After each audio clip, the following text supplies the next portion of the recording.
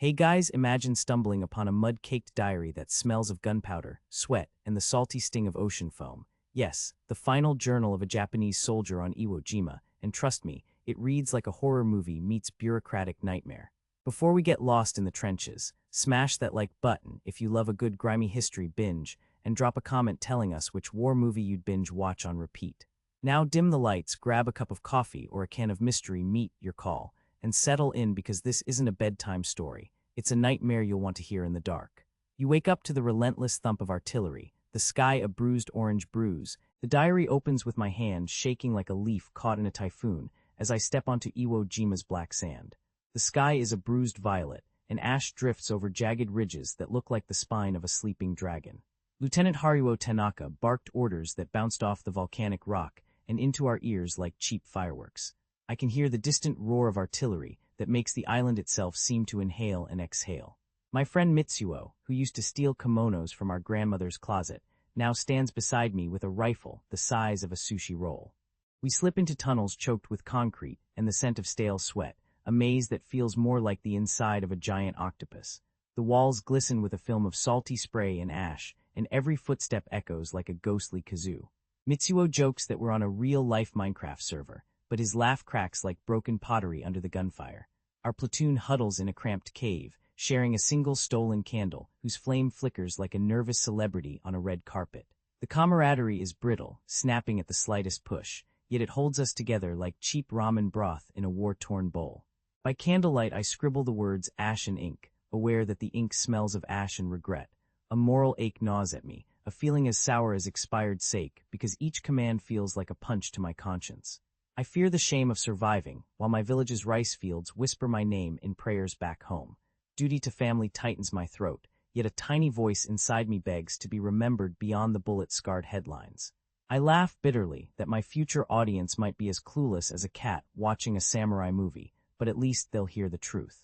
The midnight sky over Iwo Jima turned into a fireworks display gone rogue, as shells screamed past like angry hornets, and the earth quaked under a barrage of steel rain. Mud-slicked faces glowed in the flare of exploding shells, and the stench of cordite mixed with a sour metallic sweat that clung to the soldiers' throats. Sato, his leg half broken and his eyes ringing with sand, watched the forward position crumble like a Jenga tower built on quicksand. Every crack of a mortar was a drumbeat in a funeral march, and the crackling of shrapnel cut through the night like an over-caffeinated katana. Even the ocean seemed to hiss in contempt, sending salty sprays that slapped the ruined trench like a sarcastic high-five from Mother Nature. Between the thunder of artillery, Sato hunched over his diary, ink staining his trembling fingers like blood on a courtroom floor. He poured out a confession that tasted of ash and regret, admitting, without a hint of bravado, that surviving while his comrades felt like stealing the last slice of pizza at a party. A memory snapped into focus, a boy on a quiet riverbank, laughing as his father untangled a fishing line, the sun painting ripples of gold, an image so out of place it felt like a pop-culture Easter egg in a war film. He decided the diary would be a witness, not a propaganda piece, a humble recorder of human cracks rather than a glorified recruitment brochure. The irony hit him hard. The very paper that could immortalize their loss might also become the ultimate spoiler alert for the world's war-fatigue binge watch. Lieutenant Tanaka barked his orders like a drill sergeant on a reality TV show, demanding a final Banzai-style stand that would turn the remaining men into a human fireworks display. In the chaos, Mitsuo vanished, swallowed by the earth or perhaps by a stray shell, leaving only the echo of his name bouncing off the sand dunes. Sato, hearing the order, felt the absurdity of a suicide mission and chose a different script. He slipped the diary into his breast pocket, wrapped in a piece of broken radio tape, and slipped away toward the labyrinth of tunnels. He gathered a ragtag handful of the wounded, muttering jokes about never trust a map drawn by a bored cartographer as they slipped beneath the exploding surface. The tunnels smelled of damp concrete and stale fear, but they offered a chance to carry a flicker of humanity deeper into the bowels of the island. When the echo of the last rifle shot faded, Sato and the ragged handful of survivors found themselves inching through a maze of tunnels that grumbled like an old subway on its last legs. The ceiling cracked overhead, sending a shower of dust that smelled like burnt rubber and old tea bags, and a sudden collapse sealed off the way they had just come. Sweat slicked their necks, the tropical heat turned the stone walls into a sauna, and every footstep sounded like a drumbeat in a war movie that had lost its script. They clutched the diary like a hot potato, knowing its pages could melt the morale of their own command if ever it reached the right eyes. All the while a distant bomber droned overhead, a metallic thunder that reminded them the sky itself was a hostile commentator. Rations grew thinner than the plot of a daytime soap, each biscuit crumbling into dust before it even hit a mouth. Patrols of enemy soldiers slipped through the same tunnels like cats hunting laser pointers, their boots clacking a grim metronome. Sato felt the diary's weight not just in his hands, but in his conscience, the Inca confession that could incriminate his superiors and vindicate the dead. Whispers of betrayal curled through the group, as some men argued that burying the pages would spare their families the shame, while others swore to smuggle them home like contraband fireworks. An ironic joke floated among them. "If we can't survive the jungle, at least we can survive the paperwork," muttered a lanky private who'd never read a novel. The scent of rotting kelp seeped in, a reminder that death was already half-eaten. The debate turned into a circus of absurd options. Torch the diary and watch it blaze like a pyrotechnics show, seal it in a can of sardines, or stitch it into a soldier's belt like a secret message to the future. Heat cracked the metal plates above them, and disease lingered in the stagnant air, making each breath feel like inhaling a dusty arsenal. Every attempt to slip a page off the island was thwarted, boats were sunk, parachutes tangled, and a gull swooped down, snatching a torn scrap as if it were a bag of chips. Sato's eyes burned with the irony of fighting a war on the ground while the real battle raged in his mind, a silent Star Wars duel between duty and truth. The sky, a relentless sheet of gray, poured down shells of rain that mixed with the acrid perfume of cordite, turning the tunnels into a damp, smoky sauna.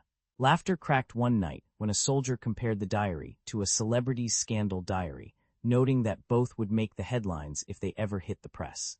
When the last artillery shells fell like angry fireworks, the surviving Japanese men staggered to a jagged ridge of black basalt, their boots coated in ash and sweat.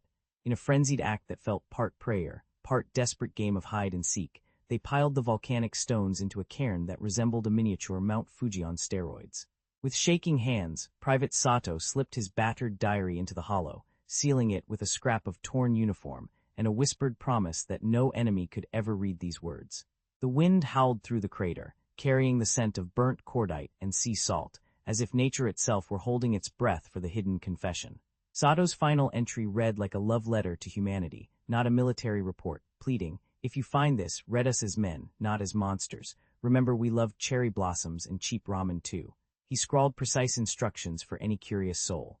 Dig where the sun kisses the western face at sunrise, and treat the pages as fragile as a samurai's honor.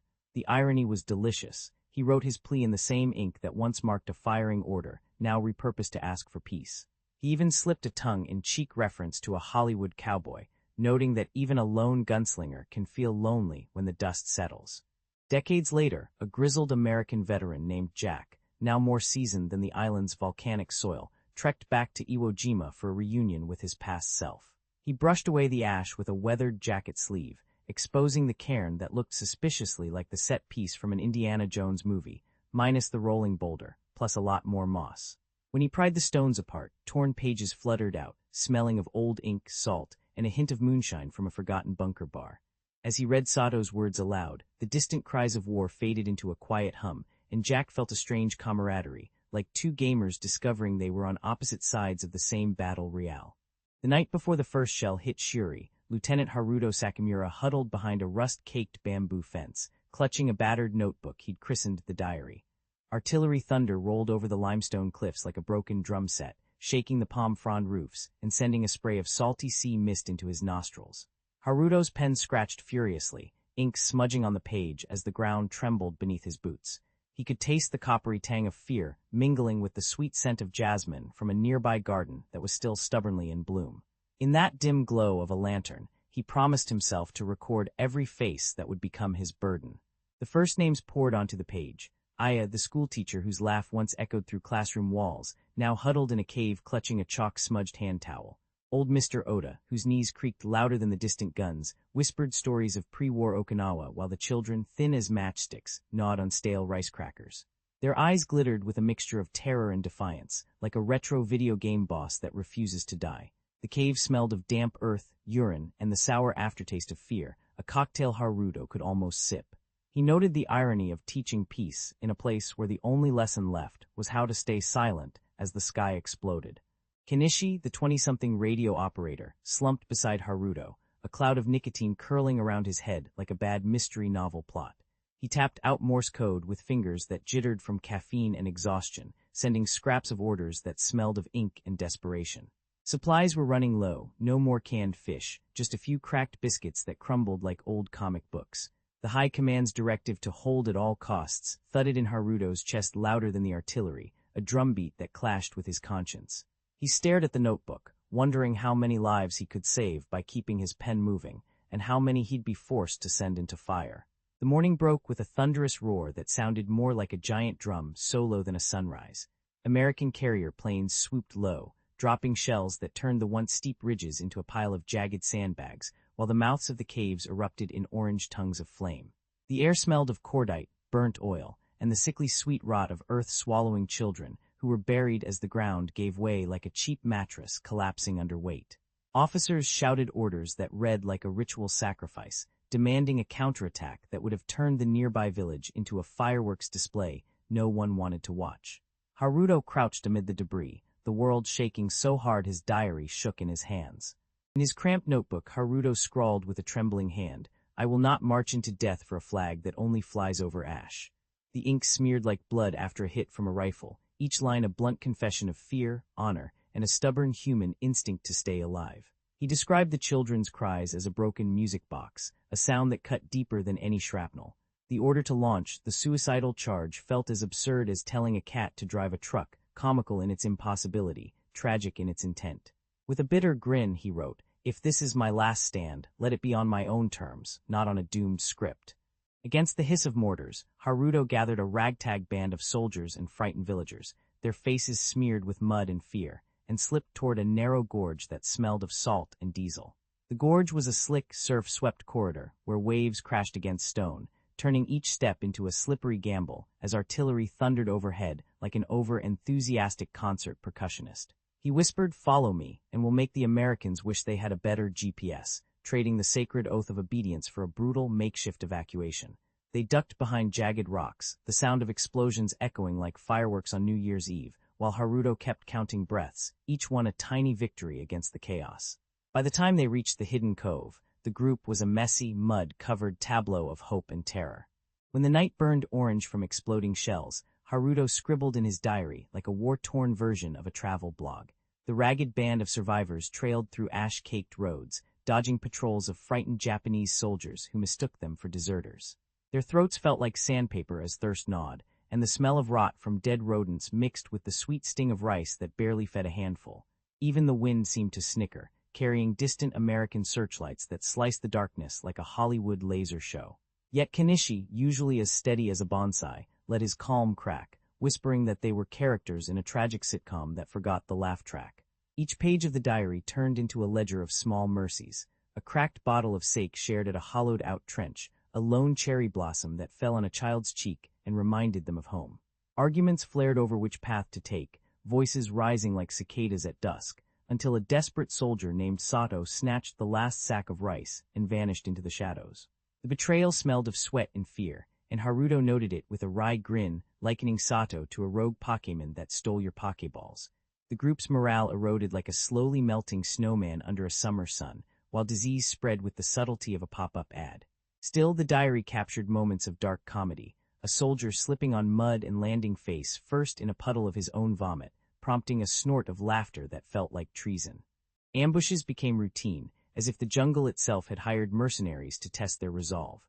Bullets whistled past, tearing through leaves that smelled of gunpowder and crushed grass, while the wounded moaned in a chorus that could rival a heavy metal ballad.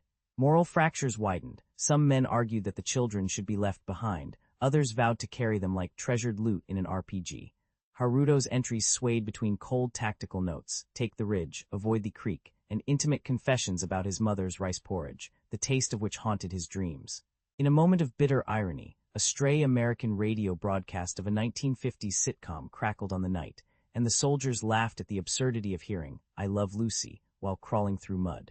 The night draped the ruined beachfront in a bruised violet, and Haruto crouched behind a splintered pier, the salty wind stinging his eyes like a slap from a disgruntled seagull. He could hear the distant thrum of artillery, a lullaby for the doomed, while the children huddled on a tarp, their small faces lit by the flickering glow of a borrowed lantern. The old soldier remembered a joke his commander once made about fighting in a video game, where the final boss always respawns in a bathtub, and he sighed that his own final boss was a tide of desperation. With a cracked rifle in his hands and a heart heavy as a lead weight, he whispered a promise to keep the kids safe, even if his own story ended on the sand. The jungle behind them rustled, as if nature itself were holding its breath for the last act. Haruto slipped through the mangroves, the mud sucking at his boots like a hungry beast, while the enemy patrol trekked clumsily along the ridge, convinced they could smell fresh blood on the wind. He remembered a trick his teacher once called the fox's shadow, laying false footprints in the soft sand and scattering shells to mask his true path. He scattered a handful of bright shells, the shattered glass catching the moon and pretending to be fireflies, leading the hunters on a wild goose chase toward a sinkhole that roared like a dragon when they fell in. The children watched from a hidden hollow, wide-eyed, as the enemy vanished into darkness, their fear turning into a nervous chuckle that sounded like a bad sitcom laugh track. Haruto felt a bitter grin spread across his face. The irony of surviving by fooling soldiers who thought they were hunting ghosts was not lost on him. When the first pink sliver of sunrise painted the battered shore, Haruto knelt beside a cairn of jagged stones and slipped his diary into a glass jar, sealing it with a roll of rusted wire like a time capsule in a Disney movie. His pen scratched out final pages that were half instruction, half apology, urging the youngsters to hide beneath the old tea house ruins and to remember the names of each friend like favorite Pokémon. He wrote, "If you find this, give it to Aya. If she lives, let her know we fought for more than honor. We fought for the taste of fresh watermelon on a hot day." The seagulls cried overhead, their shrieks mixing with the distant boom of artillery, as a lone shell exploded nearby, showering him in spray of hot sand and metal. With the sun climbing, Haruto felt the world tilt, his breath ragged, and he let the tide of his life wash away with the surf, a quiet sigh echoing across the water. The wind-brown ridges of Saipan stretched like the back of an old farmer's horse, sagging under the weight of night. In the uneasy hours before the invasion, the camp settled into a low hum of distant propellers, a soft rustle of field packs, and the clack-clack of a battered typewriter in the message tent. Corporal James Hale crouched beside a half-collapsed stack of sandbags, his fingers stained with charcoal from the map he'd been tracing. The scent of salt-soaked soil mixed with the acrid tang of diesel, making the air feel like a wet blanket tossed over a campfire. Even the jungle seemed to hold its breath, waiting for the first wave of chaos. Hale unfolded a thin sheet of stationery and began scribbling to Evelyn, his fiancée back in Pennsylvania, each word a small rebellion against the looming doom. He slipped a joke about the mess hall's mystery stew, it's like a culinary version of The Walking Dead, into the margin, hoping the humor would travel faster than any ammunition. Across the fire, Sergeant Miguel Morales traded a secret about a squirrel that stole his ration. "The damn critter's got more guts than a Hollywood stunt double," he whispered, and they both laughed. The sound cracked like gunfire in a sitcom.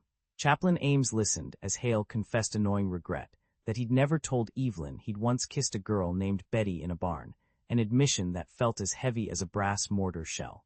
The lantern light flickered, casting jittery shadows that made the tent feel like a stage set for a Broadway drama, absurd and holy at the same time. As dusk bled amber across the horizon, the orders crackled over the radio. They would be among the first to storm the white sanded beaches.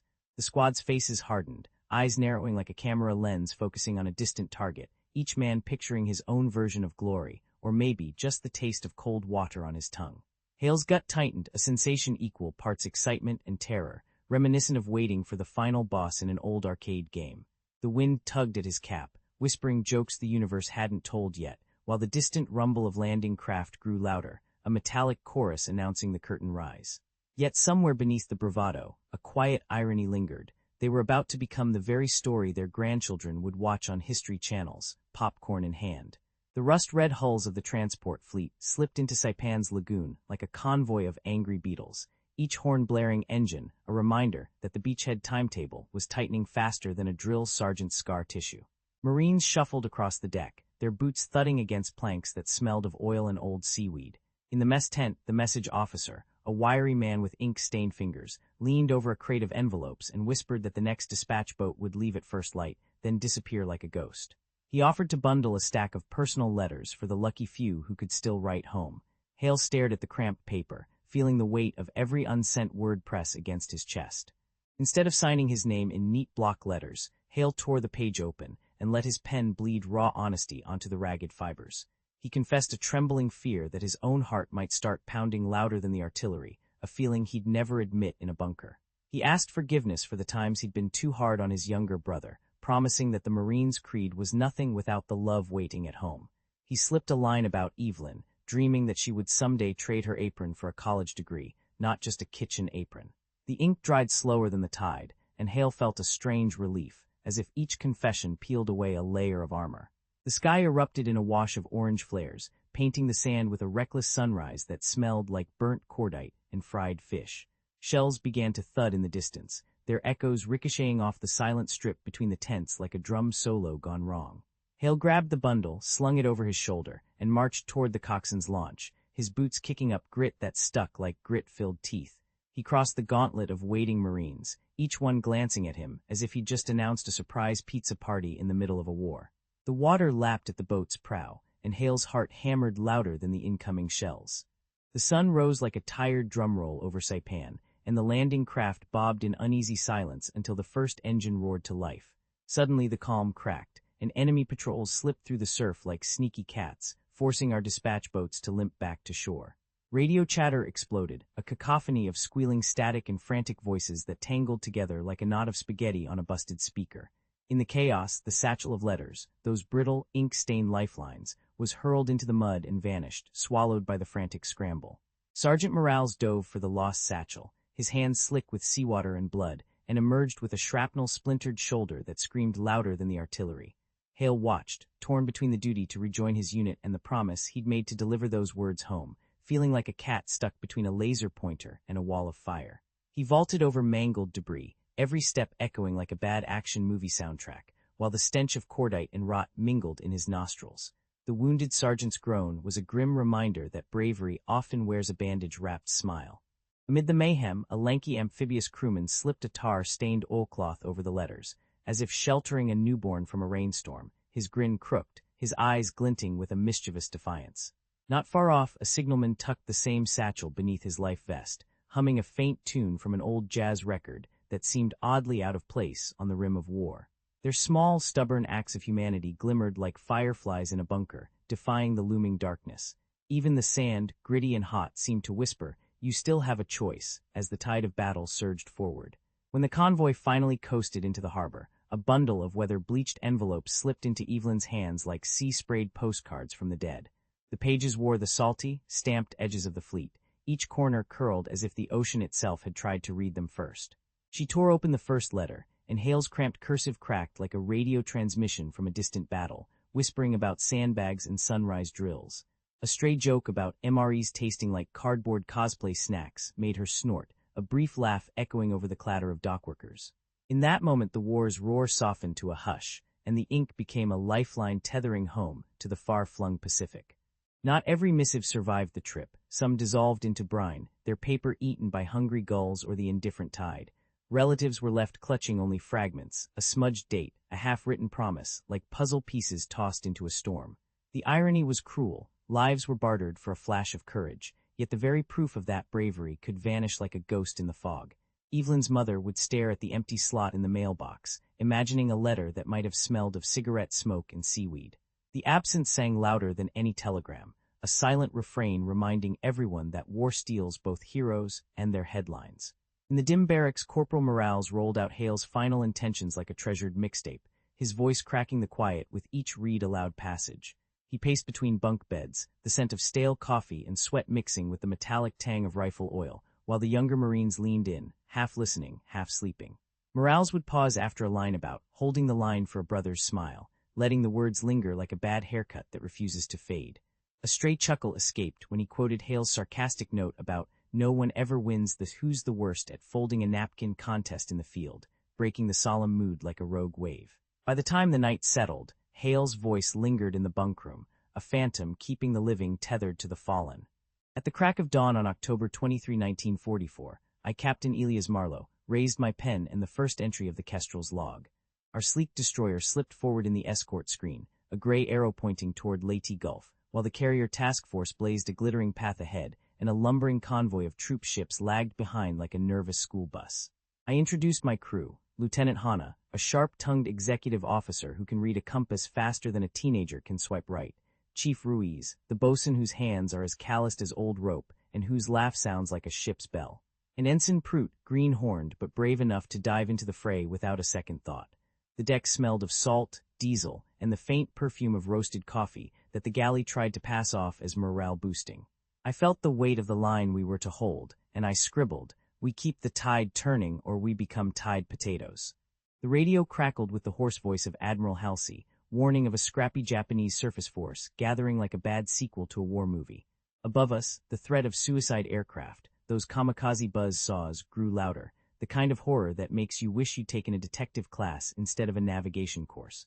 I could taste the iron of anticipation on my tongue, a metallic tang that matched the black grime coating the deck rails. Chief Ruiz shouted a warning, his voice cutting through the brittle chatter, while Lieutenant Hana double-checked our AA guns, noting that the men were as jittery as a cat in a room full of laser pointers.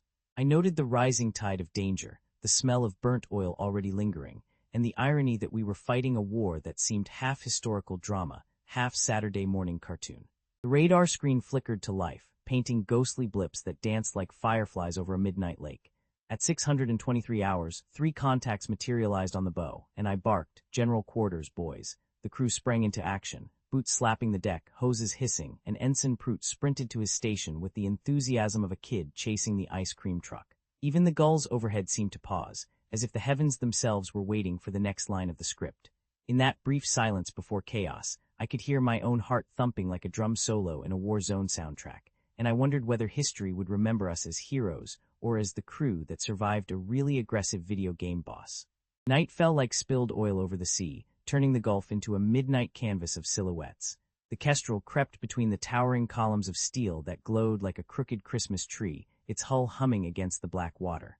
Captain Marlowe stared at the flickering radar ghosts, feeling the weight of every sailor's fate pressing against his chest. He whispered a promise to the gods of the deep, knowing that the only thing louder than the silence would be a burst of torpedoes. The crew's nerves crackled, a mix of jittery anticipation and the stale scent of diesel and fear. With a grin that would make a poker shark jealous, Marlowe ordered the forward tubes to swivel, a move as daring as a cat trying to ride a motorcycle. He calculated the angle, the speed, the moment when the enemy cruiser would be nose-to-nose with the carrier screen, and then he shouted, "Fire," like a director yelling cut on a war movie set. The torpedoes lurched from their rails, their steel bodies screaming a muted thunder that cut through the night air like a bass drop at a rave. Tracers painted brief orange veins across the darkness, each one a tiny comet racing toward fate. The men held their breath, the deck slick with rain and the salty tang of blood oil, as the weapons vanished into the black maw. At the exact heartbeat of chaos, a torpedo slammed into the Japanese heavy cruiser's side, sending a plume of fire and steel splinters skyward. The impact roared louder than the carrier's engines, a sound that made the water shudder and the night feel like a living thing. The cruiser staggered, its guns sputtering and its smoke stack belching a black cloud that obscured the stars, buying the American fleet precious minutes that felt like stolen seconds.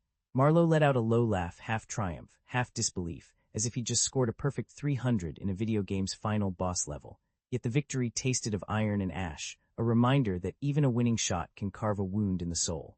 The Kestrel shuddered like a wounded beast as the last shells fell, and a chorus of metal cries filled the belly of the storm. Flames licked the forward magazine, painting the bulkheads a jaundiced orange, while the heat cracked the air into a hiss that smelled of burnt cordite and hot steel. The ship's power flickered like a dying light bulb, throwing the cramped decks into a strobe of shadows where men patched wounds by flashlight in sheer bravado. Somewhere amid the crackle, a torpedo's killed time countdown ticked, reminding everyone that the ocean was still a battlefield, not a hospice. Radio silence settled over the wreck like a blanket, the ship's voice cut off by snapped cables and splintered antennae. Above, the sky roared with fighter planes, their engines a relentless drumming that drowned out any hope of a quick rescue. Water seeped in through gaping seams, turning corridors into reluctant rivers and making every step a slippery gamble. Exploding cordite bursts punctuated the gloom, each pop a reminder that the Kestrel could become a floating bomb if the crew didn't act fast. With the fleet forced to keep formation, the sailors were marooned between duty's cold command and the desperate need to live. Captain Marlowe leaned over his log, his pen scratching like a nervous stutter against the roar of the ship, noting casualties with a grim sort of reverence. Peterson, left arm, still breathing. Liu, leg, blood loss critical. Each name a tally in the ledger of loss. He measured flooding in inches, then feet, comparing the rising tide to a mischievous kid dumping his bathwater over the deck. The captain's mind ran a bitter calculus. how many men could be hoisted out before the hull gave way, and would scuttling the Kestrel spare the fleet from a sudden, unplanned fireworks display. He whispered a half-joke about sending the ship to the afterlife as a rubbish disposal unit for the Navy, a dark grin rising despite the soot on his face. Yet beneath the irony lay a steel resolve, a promise to the men who clung to the rails like barnacles to a rock. The captain's pen moved with a steadiness that belied the chaos swallowing the Kestrel. Around him, the deck smelled of salt, diesel, and the coppery tang of blood as sailors cradled the wounded and slipped them toward waiting lifeboats. The ship listed, her hull groaning like an old pirate tale, leaning into the sea as if to kiss the horizon one last time. Marlowe scribbled directives to Lieutenant Hanna, her eyes blazing like a Star Wars rebel, to shepherd the survivors to the rescue vessels. He then handed the battered log to Chief Ruiz, insisting it be sealed tight, proof that the Kestrel could never be turned against its own fleet. He listed names with the precision of a grocery clerk, but slipped in a joke about Seaman Bubbles, who once tried to bathe the whole engine room with a garden hose, an anecdote that coaxed a tired chuckle from the deckhands. The ink smudged under the tremor of the ship's moan, and the captain whispered a short benediction, his voice low enough that only the wind and the wounded could hear it. Around them, the sea hissed against the rail, gulls cackling like sarcastic commentators on a courtroom drama. The lifeboats painted a bruised navy, clipped away from the rusted ladders, their canvas canopies fluttering like nervous birds. As the first light of dawn cracked the night, the Kestrel shivered, her steel ribs trembling under the weight of history. Lieutenant Hanna barked orders, her voice cutting through the clamor like a laser from a retro video game, and the screening destroyer surged forward, its searchlights painting the water in ghostly neon. A handful of crew, some clutching broken rifles, others clutching hope, were hauled aboard, their boots splashing in a chorus of clanging metal and shouted curses.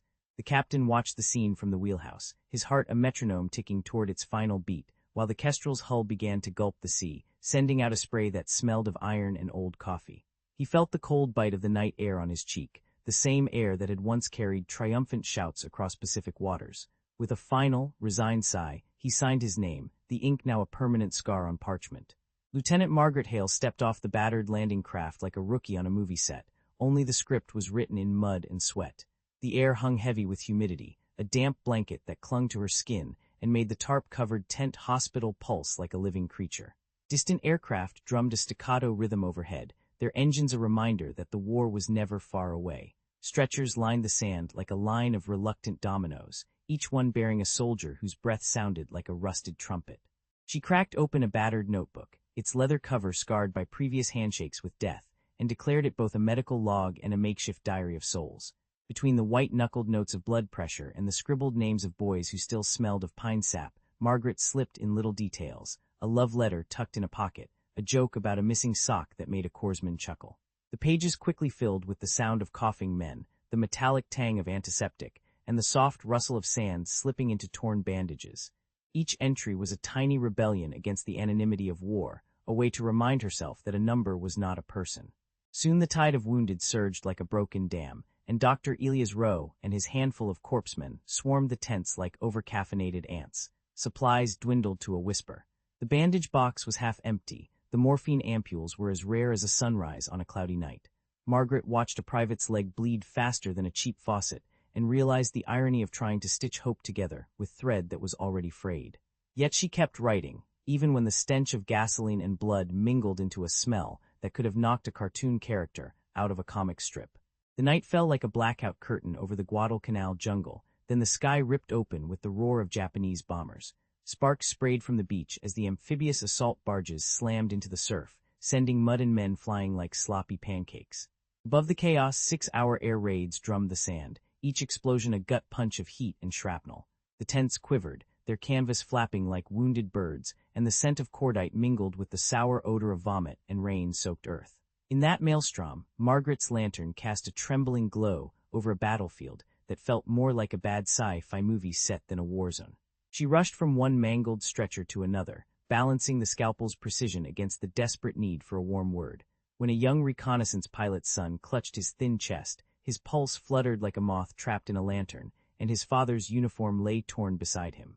Margaret twisted a torn sheet into a makeshift tourniquet, cinching it tight enough to stop a gushing artery, but loose enough not to crush a limb. Think MacGyver meets a field hospital fashion show.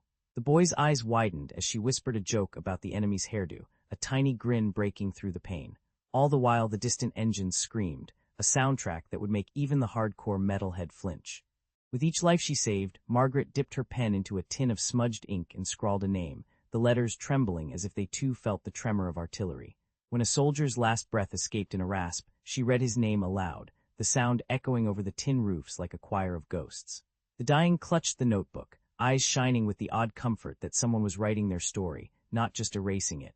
Ironically, the very paper that threatened to dissolve in the humidity became a lifeline, a sort of Instagram feed for the fallen where likes were measured in whispered thanks. Even the medic who swore he'd never write poetry found himself muttering verses about bravery while stitching a broken wrist. The dawn after the raid arrived like a thin veil of smoke over the tangled jungle, and the med tent smelled of stale saltwater mixed with the sour bite of coppery blood. Antiseptic bottles clinked empty as we rifled through crates, finding only a few cracked vials that looked as tired as the men lying on the cots.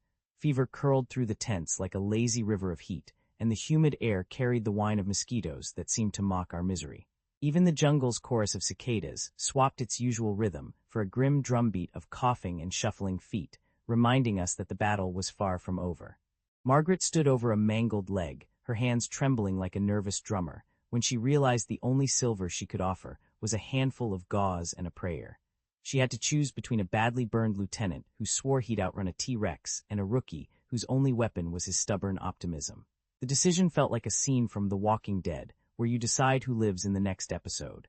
Guilt gnawed at her like a mangrove crab on a low tide, and she heard the faint echo of names she couldn't save slipping like sand through her fingers. When the commanding officer demanded a list of casualties for his report, Margaret snapped back, "I'm not a spreadsheet, sir. I'm a human heart on a threadbare apron." Enter SGT, Kanoa, the island's walking Amazon Kindle of botanical knowledge, who shuffled in with a grin wider than a banana leaf and a bundle of wild ginger, lemongrass, and bitter bark. He whispered to Margaret that the forest had its own pharmacy, and together they brewed poultices that smelled like pine needles and burnt coffee, an odd comfort in the midst of despair. Kanoa's stories of nighttime patrols, lantern-lit footsteps, and a coconut shell drum that reminded him of a marching band kept the tent's atmosphere from turning completely sour.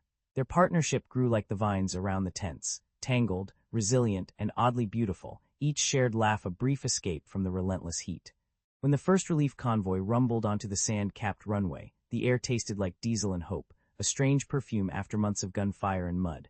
The makeshift hospital, its canvas walls patched with mosquito netting and its floors slick with blood and river water, was taken down piece by piece, like a giant, rusty Lego set. Margaret wrestled the battered, sea-scarred trunk that had survived every surf-soaked storm, sliding the notebook into its hollow like a secret treasure. The crates clanged, the radio crackled a victory march, and a lone pelican swooped overhead, as if mocking the war with a jaunty wing beat. With each bolt unscrewed, the jungle seemed to exhale, whispering that even the jungle could feel relief. Years later, in a quiet corner of a makeshift memorial hall, Margaret stood before a handful of solemn faces, the notebook perched on a table of salvaged driftwood. She flipped the pages, her voice stitching together names and tiny anecdotes, like Private Hara's uncanny ability to whistle the Star Wars theme while being bandaged, or Nurse Lisa's habit of swapping syringes for chocolate when the sergeant wasn't looking. Families leaned in, tears mixing with the faint scent of old incense and the sharper sting of formaldehyde from preserved flowers. There was an odd, bittersweet humor in recalling how the only thing louder than the artillery was the chorus of nurses humming, "Stayin' Alive," while stitching up wounds. Each story became a thread, weaving a tapestry of grief that turned, surprisingly, into something bright enough to hang on a wall. The notebook itself was a chaotic masterpiece. Practical notes scrawled in ink that had run together like a river after a storm, crude sketches of mangrove roots that looked suspiciously like alien vines, and tender epitaphs that read like love letters to the dead. Margaret could still feel the roughness of a charcoal pencil against the page, hear the squeak of a pen fighting against a humid night, and smell the lingering copper scent of blood that never truly faded. One entry described how a wounded soldier laughed at a banana peel, slipping on his own misery, an irony that made the nurses choke back giggles amidst the gore. The pages were grubby, stained with seawater and sweat, but they held a raw, unfiltered truth that no official report ever captured. In that grime, grief was transformed into remembrance, a kind of alchemy that turned pain into a permanent, readable memory.